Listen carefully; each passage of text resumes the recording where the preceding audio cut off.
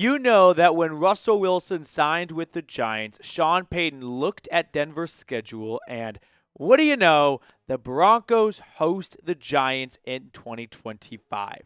And I'm guessing Payton had a big, fat smile on his face. I know it's a little petty, and I don't have any bad blood with Russell Wilson, but this is sports, and we're always looking for revenge storylines and games and matchups, and Russell Wilson coming to Denver with the New York Giants would be something that the NFL sinks their teeth into. They wanted it last year. They put it early in the season too, just in case the Broncos weren't good or the Steelers weren't good, and there would still be intrigue in the matchup early in the year. Unfortunately, Russ was injured, and we didn't get to see that. But 2 straight years where they put Russell Wilson going to play his old team in the first week or two of the season, and I'm willing to bet that we're going to see Broncos Giants in Denver within September for a Russell Wilson return to Mile High. And this is not a want, but a need. I need Russ versus Payton. I want the drama. I want the storyline. I want this league type of story of we've got Sean Payton going up against the quarterback that he paid $35 million in cash to go play on the other side of the Mississippi River. Took on an $85 million dead cap hit. The largest in NFL history, nearly twice the size of the previous record, to get number 3 as far away from him as possible. Yeah, call me petty. I want this matchup. I don't need it. I don't want it. I need it. And I think it would be popcorn moment. This would be so fun early in the year.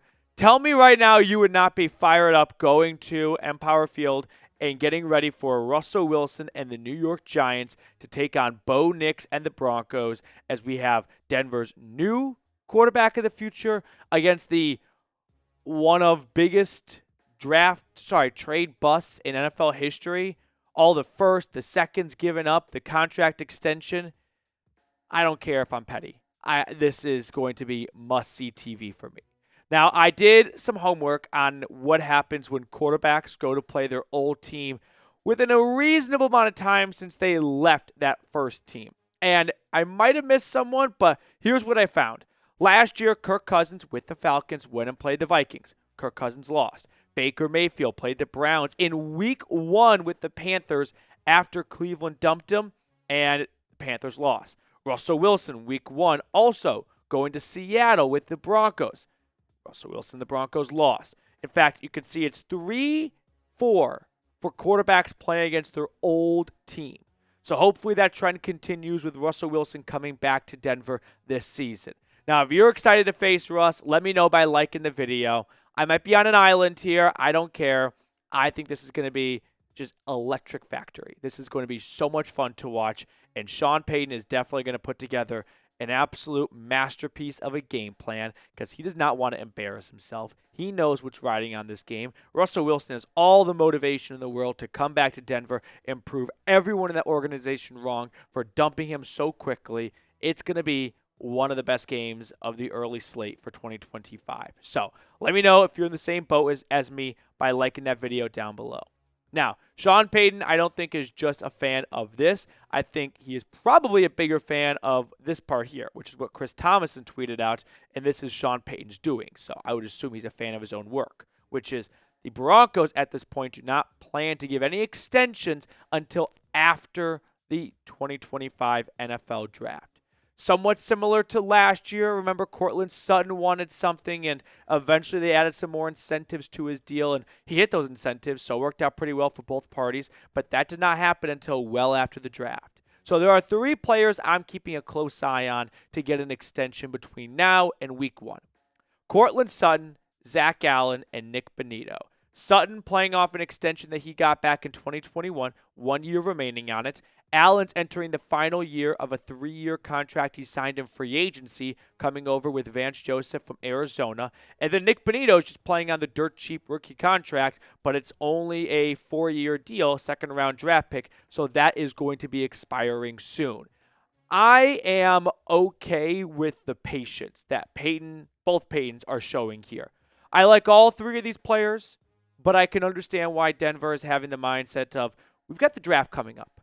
We're going to work through the draft. Once we finish the draft, we're going to turn our attention to some extensions. Because a lot of times you see extensions get done in August because GMs are nocturnal. When the season kicks off, I wouldn't say they kick back and throw their feet up, sit back and throw their feet up, but they then watch how all their work and moves in the offseason play out.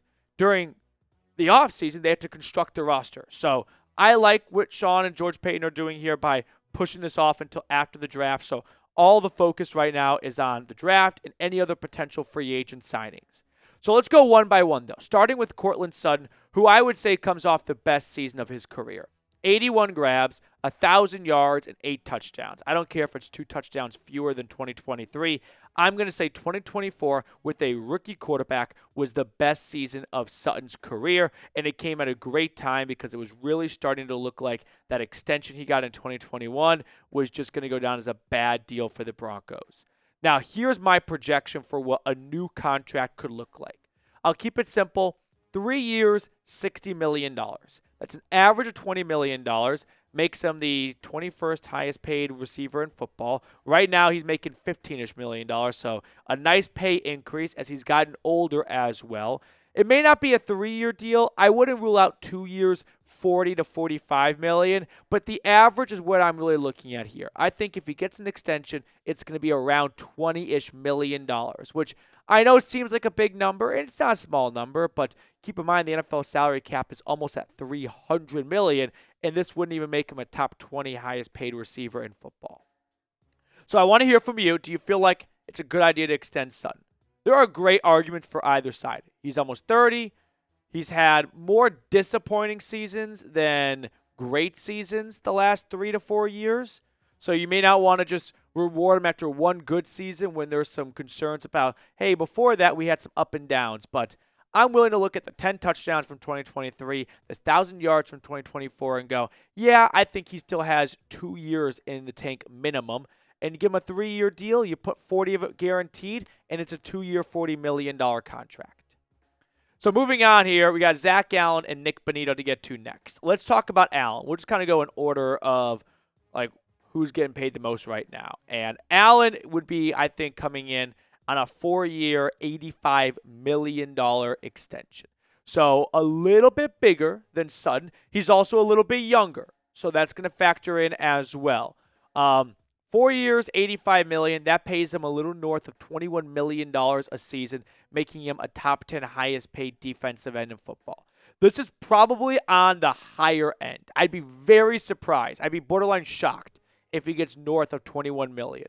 But I do believe that some contracts are going to be bigger than we expect because our brains have to get used to bigger salary cap means more money to spend on your own players. So if it's not $21 million, it's probably not far from it. I'd say the floor for Allen is making $18 million. He's making $15 million and change right now, and he's coming off an 8.5 sack season and 15 tackles for loss. He is getting a raise, and I think it's going to be around $20-ish million, $21 million on the high side. I think Zack Allen might be the most underappreciated Bronco on this team right now. I mean, John Gruden gave it an incredible nickname, the Anonymous Crush. And when teams play the Broncos, I think at halftime, they're like secretly looking at their phone under the table. Who is 99? Because he is destroying our offensive line right now. So I'm a fan of getting an extension done for Allen as he enters a contract season. Third and final candidate is Nik Bonitto, second-round pick from Oklahoma. Had a very quiet rookie season, more or less a redshirt season. He was a healthy scratch for a lot of it. Then in 2023, we start to see some shades of hope and optimism. 8 sacks, a forced fumble, 13 tackles for loss. But all right, let's see him build off of that. And then he said, watch this. 13.5 sacks, 2 forced fumbles, 1 scoop and score. Actually, technically 2 scoop and scores. I'm going to say one's a pick six, though, if you know, you know, and 16 tackles for loss. So here's my extension projection. 4 years, $100 million. That pays him $25 million a season, makes him the 9th highest paid edge rusher. I understand $100 million is definitely on the higher end for someone who really has only had like I don't say 1.5 good seasons, but he's still early in his career. I think the jury is still out a little bit on Bonitto. I think for Bonitto, we're going to see a mid-season extension.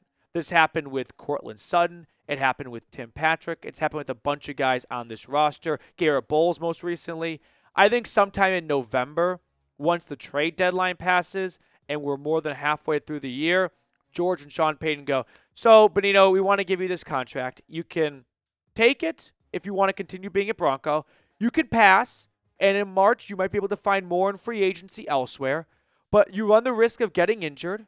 So if you don't want to risk losing out on a lot of guaranteed money, and you put pen to paper right now, you're going to get $55, $60 million deposited into your bank account. It's a tough thing for a lot of players to say no to. So I would say when it comes to a Bonitto extension, that is one I'm keeping an eye on for mid-season. Now, of the three guys we talked about, who would you want to extend the most?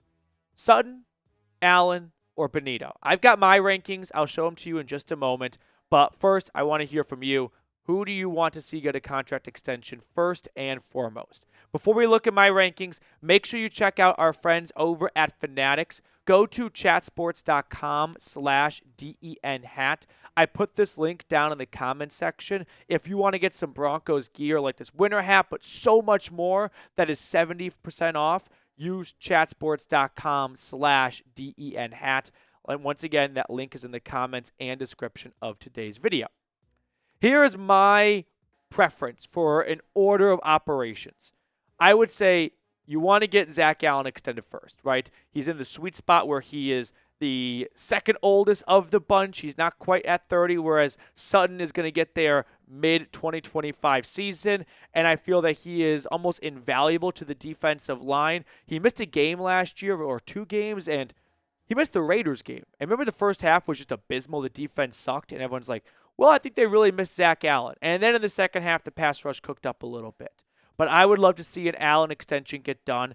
I think Sutton can still play at a high level, and I'm willing to give him a 2 to 3 year deal despite him turning 30 midseason. And I only put Bonitto last, not because I'm a doubter or anything like that, but he is the youngest, and I feel that it's not the worst thing in the world to let a few more games play out in 2025 and then get something done midseason.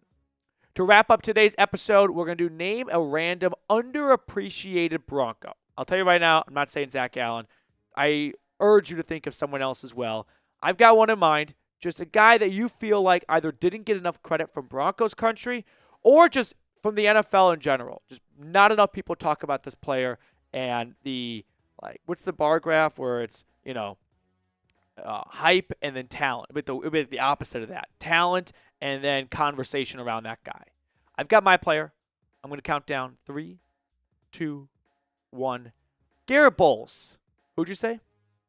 Latavius Murray? That's a good one. I went with Garrett Bowles because when we talk about the best tackles in football, his name does not come up. And I feel that it should come up more than it does. Yes, there were holding issues early in his career, and every once in a while that rears its ugly head.